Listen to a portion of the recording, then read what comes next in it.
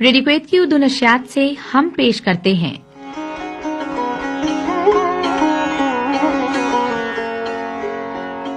हफ्तावार programme आज के मेहमान,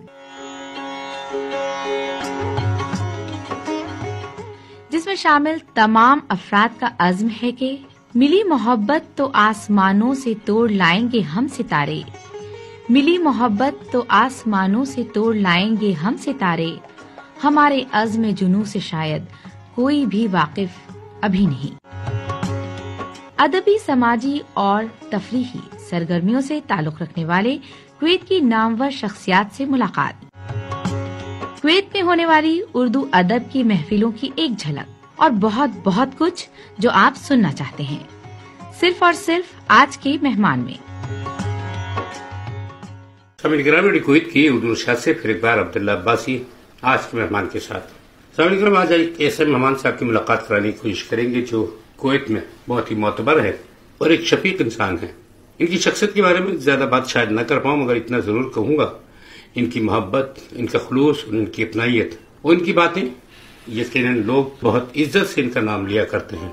इनकी मोहब्बतें तमाम लोगों के लिए यकसा होती हैं और खासतौर पर कुवैत के अंदर दीन इस्लामी के हवाले से इनकी एक अपनी पहचान है। ये जो मोहब्बत का और खुलूस का सफर लेकर ये चले हैं, इसमें कामयाबी यकीनन इनका मुकद्दर है और वही बात है, सिरात मुस्तकीम का तरीका है तो कामयाबी यकीनी होती है। वही बात सबसे पहले बहुत अकीदत से एहतराम के साथ हमारे साथ मौजूद है आज सैयद मोहम्मद कमाल। अस्सलाम वालेकुम रहमतुल्लाहि व बरकातहू। वालेकुम अस्सलाम व रहमतुल्लाहि व बरकातहू। अहलन व सहलन। कमाल साहब, क्या हाल चाल है आपके, कैसे हैं आप? अल्लाह का फजल है। तबीयत कैसी है आपकी? अल्हम्दुलिल्लाह। एक साहब से जिक्र हो रहा था, वो कह रहे थे कमाल भाई साल में सिर्फ 3.5 दफा मुस्कुराए हैं, उसके बाद से हमने नहीं देखा उनको कहका लगाते हुए। शायद ऐसा ही होगा। कहा तो नहीं लगाते हैं लेकिन मुस्कुराते हैं। हाँ, आज मेरी हरमुमकिन कोशिश सैयद कमाल साहब से वो सारी बचपन की बातें, भूली पिछली यादों से शुरू करूं। कहाँ से आ रहे हैं, कहाँ जाना चाहते हैं, क्या सोचते हैं? जी, कहानी तो बहुत लंबी है, बस इख्तिसार के साथ मेरी पैदाइश स्वात की एक दूर दराज जिला शंगला के एक तहसील की है। हाँ, जिसका नाम मारतूम है। और वहीं पर मैट्रिक किया मैंने और 1967 में कराची आया था। कराची में 4 साल पढ़ा इस्लामिया कॉलेज जो जमशेद रोड पर है। सही हो गया। पहले उसका नाम कुरैशी कॉलेज था, बाद में जब नेशनलाइज हो गया तो गवर्नमेंट इस्लामिक कॉलेज हो गया। वहां से मैंने BSc किया 72 में और उसके बाद फिर मैं कतर चला गया था 73 में। तकरीबन 16 साल कतर में रहा और वहाँ 89 में वापस कराची चला गया था। सही। तो मेरी फैमिली भी कराची में थी तो मैं वहीं पर 5-6 साल रहा और फिर नवंबर 1995 को यहाँ पे था। नवंबर 1995। आपका इतना लंबा सफर, वो बचपन की यादें, कुछ भूली बिसरी यादें नहीं बताई आपने। बचपन में क्या क्रिकेट खेलते थे या हॉकी, या बचपन की कुछ शरारतें जरूर सामने ग्राम सुनना चाहेंगे। जो लोग आपको अच्छी तरह से जानते नहीं, वो नहीं जानते कि कमाल भाई भी खिड़कियों के शीशे बॉल मार के तोड़ा करते थे। असल में गांव में ये जो बड़े ग्राउंड होते हैं क्रिकेट के और फुटबॉल के तो नहीं होते, छोटे छोटे ग्राउंड होते तो हम वॉलीबॉल खेलते थे। सही हो गया। हमारे जो उस्मान में वाली स्वाद का दौर था, स्वाद में तो वॉलीबॉल के टूर्नामेंट होते थे। और मैं वॉलीबॉल के बेहतरीन प्लेयर था, सेंटर मैन होता था। माशाल्लाह हम कई दफा जीत भी चुके थे, मेडल में भी जीते थे, मैट्रिक में भी जीते थे। एक तो ये खेल और बाकी जो देहातों के छोटे मोटे खेल होते हैं, मैं अपने तालिब इल्मी के जमाने में jumping, long jump, high jump, race और गोला फेंकना, इस सब में मैं काफी मशहूर। माशाल्लाह माशाल्लाह भाई। तो इस लिहाज से मैं अपने स्कूल में पढ़ाई के लिहाज से भी माशाल्लाह ठीक था और खेल कूद के लिहाज से भी। तो बचपन की यादें तो बड़ी प्यारी है। वो तो अभी नजर आ रही है। मैं सोचता हूँ कि वो जो एक्टिविटीज थी और खेल कूद और दौड़ धूप जी, तो बचपन के उस सरगर्मियों का बहुत बड़ा फायदा हुआ जिस्मानी लिहाज से, और मैं महसूस करता हूँ कि मुझे काफी बड़ा फायदा हुआ। तो अलबत्ता ये कि क्रिकेट वगैरह, हॉकी से दिलचस्पी थी। मैं उस जमाने में हॉकी का बड़ा रिवाज था, रेडियो से सुनता था, असद मलक और फलान, तो सब कुछ याद है। बड़े शौक से वो रनिंग कमेटी सुनते थे, अभी डी में गए, फलान में गए और फलान में गए, लेकिन खेला खुद नहीं। یعنی سوچا ضرور تھا مگر کھیلے نہیں؟ موقع ہی نہیں تھا، اگر موقع ہوتا تو شاید میں اس کا بھی اچھا پلیئر بن جاتا. نہیں وہی بات ہے کہ آپ کی عادت ویسے پڑ گئی تھی گولا پھینکنے کی نشانے کے اوپر، تو وہ تو اب تک برقرار ہے. لفظی گولے پھینکتے ہیں ابھی بھی آپ؟ میں کم پھینکتا ہوں، کبھی کبھی پھینکتا ہوں جب ضرورت محسوس کرتا، لیکن زیادہ نہیں پھینکتا. کبھی کبھی سمجھ کر ہم آپ کو یاد ہوگا کبھی کبھی کمال بھائی کے جو گولے پھینکے، لفظی گولے پھینکے آتے ہیں، یقیناً آپ کی سماعتیں اور آپ کی بصارتیں اور بہت ساری چیزیں متاثر نہیں ہوتی ہوں، کیونکہ اس میں بھی ایک شفقت پناہ ہوتی ہے. شفقت کا تقاضا ہوتا ہے کہ وہ آپ لوگ بہت پیار سے عقیدت سے نہ صرف اس کو پڑھتے ہیں بلکہ ان گولوں کی نزاکت کو سمجھنے کی کوشش کرتے ہیں. کمال میں بات کا سلسلہ تھوڑا سا آگے بڑھائیں گے. کالج میں اسلامیہ کالج؟ جی اسلامیہ کالج میں 67 میں آیا تھا. داخلہ میں نے لیا تھا وہاں پر سائنس سیکشن میں، اور میں بی ایس سی کیا تھا. صحیح. تو شروع میں 1 سال تو ایک دیہاتی نوجوان کی حیثیت سے میرا چپ چاپ کونے میں، تاکہ کوئی بات کروں تو غلط نہ کروں، لوگ مذاق نہ اڑائیں. تو 1 سال تو اس طرح رہا، لیکن اگلے سال پھر ذرا ماحول کھل گیا. پھر میرا تعارف جو ہے اسلامی جمعیت طلبہ کے ساتھ ہو گیا. کراچی میں جی مارکیٹ میں رہتا تھا، بولٹن مارکیٹ کا حلقہ تھا، تو وہاں بھی تھا.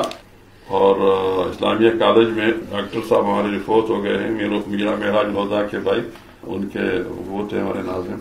تو پھر اس کے بعد جمعیت کے ساتھ چلتا رہا. اور دین کے دائی بچپن سے رہے آپ؟ جی جوانی شباب کے زمانے میں بھی دین کے دائی تھے؟ اصل میں گھریلو ماحول دینی تھا، میرے والد صاحب عالم دین تھے ماشاء اللہ. تو اس لحاظ سے وہ بنیادی جو بیسک دینی باتیں تو ہوتی ہیں، نماز پڑھنا اور قرآن پڑھنا اور ساری چیزیں. لیکن شعوری اسلام پھر کراچی میں جمعیت کے ساتھ مل کر ہی آ گیا تھا. یعنی وہ کہنا زیادہ مناسب ہوگا. سمجھ کر کمال صاحب سے یہ ضرور معلوم کریں گے کون سا ایسا قصہ جو آج تک آپ کو یاد ہے، شرارت جس کو کہیں گے آپ، جو کہ لوگ سننا چاہتے ہیں کہ سید کمال صاحب بھی کیا شرارتیں کیا کرتے تھے؟ شرارتیں تو نہیں، ذرافت تھی. یہ بھی آپ کی خوبی ہے، شرارت کو ذرافت کا نام دے دیا. میری طبیعت میں ذرافت تو تھی پہلے سے. اپنے گھر میں سب سے چھوٹا تھا میں بھائیوں میں. ہاں. تو اس لحاظ سے تھوڑا سا لاڈلا بھی تھا. والد صاحب بہت پیار کرتے تھے، تو اس لحاظ سے میں شرارتیں تو نہ کرتا تھا، لیکن باتوں سے باتیں نکالنا ضرورت کی چیزیں، وہ لفظی گولے کی بات کی ہے، وہ ساری چیزیں ہوتی تھی. لیکن ایک دائرے کے اندر، دائرے سے باہر. نہیں، وہ ایک تہذیب اقدار ہمیشہ ہمارے اندر موجود ہوتی ہے اور رہے گی ہمیشہ، اور یہی امانت ہم اپنے بچوں کو بھی دے کے جائیں گے انشاءاللہ تعالی. تو کمال صاحب وہی بات ہے، کویت میں آمد 1995 کیسا رہا آپ کا سفر؟ بہت ہی کامیاب الحمدللہ. قطر سے جب میں جا رہا تھا واپس، میں وہاں بھی ایک اچھی نوکری پر تھا، گورنمنٹ جاب تھی، لیکن میں نے کہا چلو چلتے ہیں پاکستان میں ٹرائی کرتے ہیں. لیکن وہاں حالات مناسب نہیں تھے، یہاں آنا پڑا. یہاں میرے آنے کا سارا جو سلسلہ تھا وہ یہاں کے جو ہمارے ساتھی ہیں اسلامک ایجوکیشن کمیٹی کے ذمہ داران تھے. اس وقت مطلوب احمد خان صاحب تھے، انہوں نے سارا کام کیا. پھر میں آیا ادھر، تو جب سے اسلامک ایجوکیشن کمیٹی کے قافلے میں ہوں، الحمدللہ ہر آنے والا دن گزرے دن سے بہتر رہتا ہے ماشاءاللہ، معلومات کے لحاظ سے، علم کے لحاظ سے، سرگرمیوں کے لحاظ سے. اس لیے مجھے ماضی کی بہت ساری یادیں یاد بھی نہیں آتی. بھائی واہ واہ واہ واہ. بعض لوگ ماضی میں گم رہتے ہیں، یاد کرتے ہیں، بعض تو آنسو بھی بہاتے ہیں. تو مجھے یاد نہیں آتی کہ ماضی کیا تھی. کچھ باتیں یاد. صحیح بات ہے، اس لیے کہ مستقبل جب اچھا ہو تو ماضی آدمی یاد نہیں کرتا. بے شک بے شک بے شک. مستقبل تنگ ہو جائے تو پھر آدمی ماضی کی یاد میں ماضی اور حال سب سے زیادہ گزارنا مشکل ہو جاتا ہے. تو حال بھی الحمدللہ اچھی حال میں. یعنی وہ کہتے ہیں نا کہ ماضی کو زیادہ یاد کرو گے تو اتنا حال خراب کرو گے، اور حال خراب ہوگا تو مستقبل خراب ہوگا. مستقبل میں جا کے یہ سوچو کہ ماضی میں نے اپنا حال کیوں خراب کیا. بالکل شاعرانہ انداز تو ہے. تو کویت میں آمد جب ہوئی، کویت اور قطر میں آپ کو کیا فرق محسوس ہوا؟ مگر اس وقت تو پرانا قطر ہوگا، تو اس وقت ایک الگ تو دیہاتی قسم کا قطر تھا، بہت ہی اوریجنل شکل میں تھا، پرانے مکانات، چھوٹے چھوٹے راستے. اب تو کافی ترقی کر چکا ہے قطر. لیکن ایک بات تھی کہ وہاں میں نے خلوص بہت دیکھا تھا، خاص طور پر ہمارے جو ساتھی تھے، جو ہمارا حلقہ حباب تھا جس میں ہم دعوت کا کام کرتے تھے، تو وہاں کے ساتھی ابھی مجھے بہت یاد ہیں، اور ایک ساتھی اور اس طرح کی چیزیں. تو یہاں بھی بالکل وہی ماحول میں تقریباً ماشاءاللہ سبحان اللہ. ملک ذرا زیادہ ڈیولپ ہے، زیادہ آگے ہیں، خاص طور پہ 91 کے بعد تو بڑی بہت تیزی کے ساتھ یہاں ڈیولپمنٹ ہو گئی ہے. مولانا صاحب تھوڑا سا وہی بات ہے کہ تھوڑا سا اور آگے بڑھائیں گے کہ درس و تدریس کا بھی سلسلہ یہاں پہ آپ نے جاری رکھا ہوا جب سے اسلامک ایجوکیشن کویت سے وابستہ ہوئے. تو وہ تجربہ بھی آپ کو کیسا لگا؟ قطر میں تھا آپ کا یہ کام؟ جی ہاں، قطر میں تھا. قطر میں حلقہ احباب کے نام سے ہم کام کرتے تھے، اور مزے کی بات یہ ہے کہ میں 14 سال وہیں اسی کا ذمہ دار بھی رہا، اور وہاں بھی درس و تدریس کا سلسلہ تھا. صحیح. ہفتہ وار درس قرآن اور بڑے بڑے اجتماعات، بلکہ ہم نے وہاں باقاعدہ قرآن مجید کو شروع سے آخر تک ختم بھی کیا تھا. ماشاء اللہ، سبحان اللہ. آخری جشن قرآن میں سید منور حسن صاحب کو بلایا تھا. تو وہی تجربہ پھر یہاں بھی کام آیا، اور یہاں بھی آتے ہی میں اسلامک ایجوکیشن کمیٹی کے ساتھ ہی، جیسے میں نے کہا کہ میں انہی کے ذریعے سے آیا تھا. تو یہاں تو ماشاءاللہ بہت اچھا حلقہ ہے، صحیح کام ہو رہا ہے. مختلف مساجد میں دروس ہیں، خطبات جمعہ ہیں، بڑے پروگرامات بھی ہوتے ہیں. تو میں اپنی استطاعت کے مطابق اس میں کام کرتا ہوں. ہمارے پاس ایک مدرسہ بھی ہے خیتان میں، مدرسہ تعلیم القرآن کے نام سے. صحیح. جس میں ہم رات کو 8 بجے کے بعد جو ہے وہ تعلیم دیتے ہیں، جیسے ہمارا نام ہے اسلامک ایجوکیشن، تو ہم ایجوکیشن ہی کرتے ہیں. اس میں میرے ذمہ تفسیر قرآن پڑھانا ہوتا ہے. ماشاء اللہ، سبحان اللہ. تو وہ اصل میں کبار سن یعنی بڑے لوگوں کے لیے وہ تعلیم بالغہ لگتا ہے وہ مجھے. تو اس میں وہ لوگ آتے ہیں جو دن بھر کام کرتے ہیں، ان کے پاس ٹائم نہیں ہوتا. تو رات کو آ کر پھر ہمارے مختلف اساتذہ حفیظ الرحمان صاحب ہیں، مولانا ارشاد صاحب ہیں، تو ان میں سے بعض فقہ پڑھاتے ہیں، بعض لغہ پڑھاتے ہیں، میں تفسیر ہے. تو وہ بھی ایک کام جاری ہے. مساجد میں دروس بھی جاری ہیں، اور مسجد علیہ دویلا جو پروانیہ میں ہے، مجمع الغنم کے پیچھے، اس میں خطبہ جمعہ ہوتا ہے میرا. تو اس میں بھی کوشش کرتے ہیں کہ جو پیغام ہے صحیح اللہ کا، اللہ کے رسول کا، وہ لوگوں تک پہنچ جائے. ماشاء اللہ، سبحان اللہ. جتنا کچھ ہم نے سمجھا ہے، بس کوشش یہ ہے کہ وہ دوسرے سمجھ لیں. تعلیم بالغان کا جو مرکز ہے نا آپ کا، اس دفعہ ادھر گیا تھا میں ایک دفعہ. میں نے کہا یہ تو بہت بڑے بڑے لوگ یہاں پہ بیٹھے ہیں. میں نے کہا سر آپ کیا کر رہے ہیں یہاں پہ؟ کہہ رہے کچھ نہیں، صبر کرو، ابھی ہم طالب علم ہیں، ابھی ہمیں اب شباب ہے اس وقت ہم لوگ. ظاہر ہے وہ جب آدمی پڑھتا ہے نا تو شباب ہی ہوتا ہے. ابھی ہمارا امتحان ہو رہا ہے. الحمدللہ وہاں اچھے خاصے لوگ آتے ہیں ہمارے پڑھے لکھے، ڈاکٹر بھی اس میں، اور باقی اچھے اچھے پوسٹوں پر لوگ آتے ہیں ہمارے پاس. کے علاوہ جو بڑے پروگرامات ہوتے ہیں جس میں آپ حضرات شریک ہوتے ہیں مختلف مناسبتوں سے، اس میں بھی جو کبھی موقع مل جاتا ہے تو بات رکھ دیتے ہیں. صاحب اکرم کویت کی دوسرا سے سید کمال صاحب ہمارے ساتھ جب موجود ہیں تو ہماری خواہش یہ یقیناً یہ ضرور ہوگی کہ سید کمال صاحب سے کچھ وہ باتیں بھی سن لی جائیں جو اکثر جمعے کے خطبے میں اور بہت ساری تقریبات ہی کہوں گا یا مجلسیں کہوں گا ان کو مجالس کے اندر وہ لوگوں کو دین کی، محبت کی، پیار کی، اپنائیت کی اور خلوص کی باتیں سمجھاتے رہتے ہیں. تو آج تھوڑی سی باتیں جی کمال صاحب کیا کہیں گے ہمارے تمام سننے والوں کی؟ باتیں تو کافی کہی جا سکتی ہے، لیکن اختصار کے ساتھ اس وقت جو ضرورت ہے اور جو بات ہم لوگوں تک پہنچانا چاہتے ہیں وہ یہ ہے کہ ہم دین کو صحیح طریقے سے سمجھیں. بے شک جیسے کہ اللہ نے دین نازل کیا ہے اسی حساب سے ہم نے اس دین کو سمجھا، خود بھی سمجھے اور دوسروں کو بھی سمجھائیں. مصیبت یہ ہے کہ لوگوں نے دین کو اپنی مرضی کا دین بنا دیا. کسی نے ان کو تقریبات کا دین بنا دیا، کسی نے ان کو کسی اور چیز کا دین بنا دیا. اصل میں دین سیدھا سادہ ہے. اللہ تعالیٰ نے قرآن کے ذریعے سے جو دین ہمیں بھیجا ہے اور نبی صلی اللہ علیہ وسلم نے جو اس کی تشریح کی اپنے حدیث اور عمل کے لحاظ سے، بالکل سیدھا سادہ ہے. اس دین کا پہلا مطالبہ یہ ہے کہ ہم اللہ وحدہ لا شریک کو پہچانیں. سبحان اللہ. اور قرآن مجید اللہ کا تعارف، پورا قرآن اللہ کا تعارف ہے. الف لام سے لے کر والناس تک آپ پڑھیں گے تو اللہ تعالیٰ کا تعارف ہی آئے گا کہ اللہ خالق ہے، اللہ مالک ہے، اللہ رازق ہے، اللہ سب کچھ کرتا ہے. ایک بھی عقیدہ ہمارا صاف ستھرا ہونا چاہیے. اللہ کے سوا کوئی کچھ کرنے والا نہیں ہے، نہ آپ کو کوئی دے سکتا ہے، نہ آپ سے کوئی چھین سکتا ہے. وہ تو عز من تشاء و تذل من تشاء، عزت بھی وہی دیتا ہے، ذلت بھی دیتا ہے. بگڑی بھی بناتا ہے اور کشتی پار وہ بھی لگاتا ہے، کوئی اور نہیں. ایک تو یہ بات سمجھنے کی. باقی جتنے بھی ادھر کی چیزیں سے اپنے آپ کو جڑانا چاہیے. عقیدہ صاف نہیں ہوگا، اللہ پر یقین نہیں ہوگا، کوئی عمل اللہ کے حق قابل قبول نہیں ہے. نبی صلی اللہ علیہ وسلم نے فرمایا کہ جو لوگ ایمان کے بغیر دنیا سے چلے جاتے ہیں وہ اگر پہاڑوں کے برابر بھی عمل لے کر آئے گا تو اللہ اس کو ہوا منصورہ بنا دیں گے، دول بنا کر اللہ تعالیٰ اس کو اڑا دیں گے، اس کو کوئی فائدہ نہیں ہوگا. صحیح. ایمان مضبوط ہے. دوسری بات یہ ہے کہ عمل جو ہے وہ جو نبی صلی اللہ علیہ وسلم نے کیا ہو. اور نیک عمل کی مقبولیت کے دو ہی چیزیں، نمبر 1 اخلاص اور نمبر 2 سنت کے مطابق اور شریعت کے مطابق. سبحان اللہ. جس عمل میں اخلاص نہیں، اخلاص کا مطلب یہ ہے کہ اللہ کی رضامندی، اللہ کو دکھانا. ہر وہ عمل جس میں اللہ کے سوا کسی اور کو دکھانا ہوتا ہے وہ ریاکاری ہوتی ہے، اور ریا شرک ہے، مخفی شرک ہے.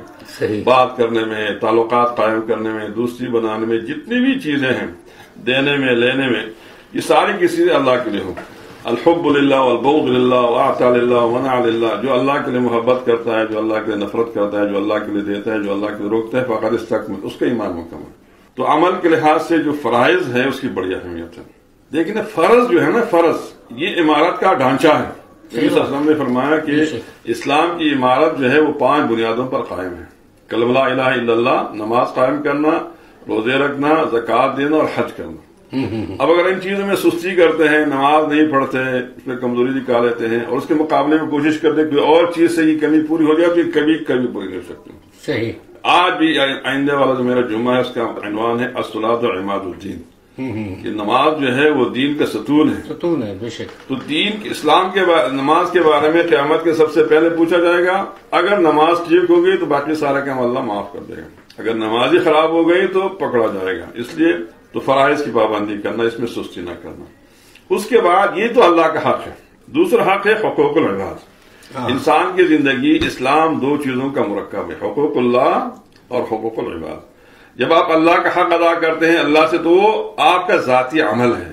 صحیح۔ وہ کیا ہے؟ وہ عمل ہے۔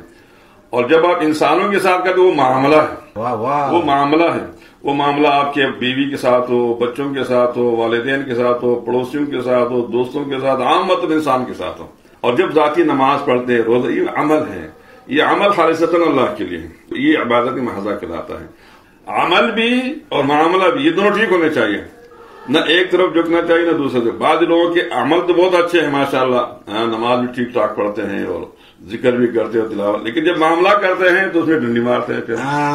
تو اللہ اپنا حق تو معاف کرے گا لیکن بندے کا حق نہیں معاف کر دے گا۔ اللہ اکبر۔ نبی صلی اللہ علیہ وسلم نے فرمایا صحابہ سے کہ تم جانتے ہو مفلس کون ہے؟ تو صحابہ نے کہا وہ مفلس کے بعد درہم و دینار نہیں ہے۔ تو حضور نے فرمایا کہ میری امت کا مفلس یہ ہے کہ جب قیامت کے دن اپنی نمازوں کے ساتھ اور زکوٰۃ کے ساتھ اور روزے اور حج کے ساتھ آئے گا، لیکن لوگوں کے معاملات تو وہ سارے کے سارے اسے گرا ڈال دیں گے، اللہ سے کہیں کہ پروردگار آج عدل کا دن ہے، ہمارا حق ہمیں دلوا دیجیے۔ تو اللہ تعالیٰ ان سے ان کی نیکیاں لے کر ان کو دیتا رہے گا یہاں تک کہ ساری نیکیاں ختم ہو جائیں گی۔ پھر اللہ فرمائیں گے اس بات اور کچھ نہیں، چھوڑ دو۔ کہتے نہیں اللہ آج عدل کا دن ہے، اگر ان کے پاس ہمیں دینے کے لیے نیکیاں نہیں ہے تو ہمارے گناہ اٹھا کر اس کے اوپر ڈال دیں تاکہ ہمارا بوجھ ہلکا ہو جائے۔ تو نبی صلی اللہ علیہ وسلم نے فرمایا کہ پھر ان کے گناہوں کو اٹھا کر اس کے اوپر ڈال دیا جائے گا، اور جتنی نیکیاں وہ لے کر آیا تھا اتنے زیادہ گناہ لے کر وہ جہنم کے اندر اوندے منہ ڈال دیا۔ اللہ اکبر۔ اللہ یہ بات سمجھنے کی ہے کہ ہم معاملات ٹھیک رکھیں، کسی کے ساتھ بھی معاملات کریں گے تو ٹھیک کریں۔ اور معاملات ٹھیک رکھنے کی کیا چیز ہے؟ نمبر 1 تقویٰ ہے کہ آپ کے دل میں خدا کا خوف۔ آپ دکاندار ہیں، آپ دکان پر بیٹھے ہوئے، ایک دیہاتی آدمی آ جائے، اس کو کوئی پتہ نہیں بازار کا، آپ سمجھتے ہیں کہ کیا جانتے ہیں، اس کو 10 روپے کی چیز 20 روپے میں دے دوں، اور وہ لے لیتا ہے۔ تو این اللہ، پھر اللہ کہاں ہے؟ جب آپ ایسا کرتے ہیں، ایک دیہاتی کو دھوکہ دیتے ہیں، بیچارے کو پتہ نہیں ہے، تو پھر این اللہ، اللہ کہاں ہے؟ پھر حضرت عبداللہ بن عمر جا رہے تھے تو ایک چرواہا مل گیا، تو اس نے چرواہے سے کہا کہ تم جانتے ہو اللہ ہے؟ ہاں۔ کہاں ہے؟ آسمان میں ہے۔ اچھا، پھر کیا آپ ہمیں ایک بکری دے سکتے ہیں کہ ہم اس کو ذبح کریں؟ آپ کو کہتے میرا نہیں ہے، تو میرے مالک کا ہے۔ کہا تم مالک سے کہو کہ وہ بھیڑیا کہا گیا ہے۔ تو اس نے آسمان کی طرف دیکھ کر کہا پھر فائن اللہ، پھر اللہ کہاں ہے؟ عمر مسلسل اپنے عبداللہ بن عمر کے عین اللہ عین اللہ، پھر جا کر مدینہ شہر میں اس آدمی کے مالک کو تلاش کیا، اس سے ساری بکریاں لی، اس سے غلام خریدا، اس کو آزاد کیا اور بکریاں اس کے حوالے کر دیں۔ کہتے یہ آپ کے عین اللہ کا بدلہ ہے۔ واہ واہ واہ واہ۔ تو یہ جو دل کے اندر عین اللہ ہے، یہ اگر مضبوط ہو جائے نا تو آدمی معاملات درست رکھتا ہے۔ دوسری بات یہ ہے کہ آپ امین ہونا چاہیے، آپ کو ایک مسلمان ہے نا، آپ امین ہونا چاہیے۔ نبی صلی اللہ علیہ وسلم کا کوئی خطبہ اس بات سے خالی تھا، لا ایمان لمن لا امانت لہ ولا دین لمن لا عہد لہ۔ اس آدمی کا ایمان ہی نہیں ہے جس کے اندر امانت نہیں ہے، اس آدمی کا دین نہیں ہے جس کے اندر عہد نہیں ہے، ایمان نہیں ہے جس کے اندر امانت نہیں ہے، دین نہیں ہے جس کے اندر عہد نہیں، وعدے کی پابندی نہیں ہے۔ دوسری چیز اہم یہ ہے کہ امانت۔ تیسری چیز اہم یہ ہے کہ صدق ہو، سچائی ہو، آپ ہمیشہ سچے رہیں، دوستوں کے ساتھ، دشمنوں کے ساتھ، گھر کے اندر، گھر سے باہر، جس سے بھی بات کریں گے نا عدل اور صفائی کی بات کریں، صاف ستھری بات کریں۔ سچ بولنا ایک دفعہ بولنا ہوتا ہے، جھوٹ کے لیے ہزاروں مزید جھوٹ گڑنے پڑتے ہیں۔ اگر آپ سچے ہیں، صادق ہیں، تو آپ کے لیے کوئی خطرہ نہیں ہے، یہاں تک کہ آپ نے کوئی گناہ بھی کیا ہے، جب آپ سے پوچھے کہ آپ نے گناہ کیا، ہاں جی میں نے کیا ہے، میں معافی چاہتا ہوں، تو دوسرا ضرور آپ کو معاف کر دے گا، بے شک ضرور معاف کر دے گا۔ لیکن اگر آپ کہیں نہیں جی میں نے تو نہیں کیا ہے، میں نے تو یہ کیا ہے، تو میں نے تو وہ کیا ہے، تو کبھی بھی آپ کو معاف نہیں کر دے گا۔ اس لیے تیسری بات یہ ہے کہ آدمی سچا ہو۔ بے شک یہ ہمارا دین ہے، اگر ہم اس دین کے اوپر دوبارہ آ جائیں اور یہ سارے بے ایمانیاں، دنیا پرستیاں اور لذت پرستیاں اور نفس پرستیاں چھوڑ دیں تو یہ دین ہمیں بہت کچھ دے سکتے ہیں۔ یہ دین آج بھی ہمیں سرحیات تک پہنچا سکتا ہے۔ واہ واہ، جیسے مولانا مودودی کا قول ہے کہ قرآن وہ تو تمہیں عرش تک پہ پہنچا سکتا ہے، لیکن تم اس سے کیا کرتے ہو؟ جن مت بگا لیتے ہو، مردوں کو بخشوا لیتے ہو، تو یہ آپ کے اوپر ہے۔ سمندر تو آپ کو دریا دینے کے لیے تیار ہے، یہ آپ کی مرضی پر ہے کہ آپ اس کے اوپر سے دودھ بون لیتے ہیں یا کچھ کرتے ہیں۔ اسلام آج بھی زندہ دین ہے، سیدھا سادہ دین ہے۔ تو یہ باتیں ہم اپنے خطبوں میں بھی، دروس میں بھی سمجھانے کی کوشش کرتے ہیں کہ ہم سیدھے سادے مسلمان بن جائیں، اللہ پر پختہ یقین رکھیں، اللہ کا خوف ہمارے دل میں ہو، ہم سچے ہوں، ہم امین ہوں، امانت دار ہوں، تو پھر دنیا کے اندر بھی کامیابی ہے اور آخرت۔ اب دنیا کے اندر کامیابی کا یہ مطلب نہیں ہے کہ ہم یہ کام کریں گے تو ہمارے پلوں کے نیچے جو ڈالر نکل آئیں گے، ایسا نہیں ہوگا۔ صحیح بات ہے۔ اس کا معنی یہ ہے کہ آپ کو اطمینان قلب مل جائے گا، آپ کو سعادت کی زندگی مل جائے گی، آپ خوش ہوں گے، جس حال میں بھی ہوں گے آپ خوش ہوں گے، خوشحالی میں بھی ہوں گے تو اللہ کا شکر ادا کریں گے، پریشانی میں ہوں گے تو صبر کر دیں گے، اللہ تعالیٰ آپ کو صبر دے گا، بیمار بھی رہیں گے تب بھی اللہ پر یقین کریں گے کہ میرا پروردگار مجھ پر مہربان ہے، میرے ماں باپ سے بھی 70 گنا زیادہ مہربان ہے۔ بے شک، اگر اس نے مجھے بیماری میں رکھا تو اس میں بھی میرا فائدہ ہے، بے شک، اگر اس نے مجھے خوشحال رکھا تو اس میں بھی میرا فائدہ ہے۔ تو یہ جو ایمان اگر مضبوط ہو جائے تو پھر دنیا کی زندگی بھی سعادت کی زندگی بن جاتی ہے اور انشاءاللہ آخرت کی زندگی بھی سعادت کی زندگی بنے گی۔